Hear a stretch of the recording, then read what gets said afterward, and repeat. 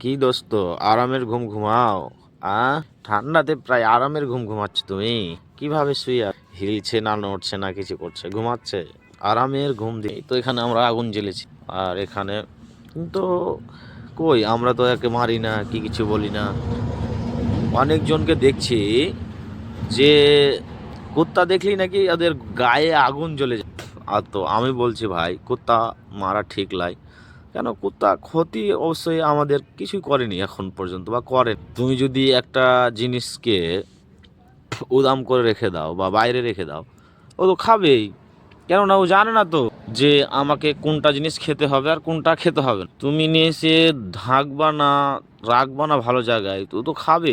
তো আপনারা কুত্তাকে মারবেন না ভাই। কুত্তা কুত্তা একটা হলো আবলা ধন, ও কিছুই জানে না যে আমাকে কোনটা খেতে হবে কোনটা না খেতে হবে। এখানে আমরা আগুন জ্বালিয়েছিলাম প্রায় 4 মিটার, 3.5 মিটার মতন। পুড়তে পুড়তে পুড়তে পুড়তে আজ প্রায় 7 থেকে 8 দিন বা 10 দিন প্রায় থেকে জ্বলছে। জ্বলতে জ্বলতে এতক্ষণ ধরে এসেছে। আর এখানে রোজ দিন এসে এই কুত্তা শুতে থাকে। ঠান্ডা এত, কুত্তাগুলো শান্তি পায় না, এখানে এসে শুতে যায় ঠান্ডা। কোথায় গোটায় রাত এ আগুন জ্বলে।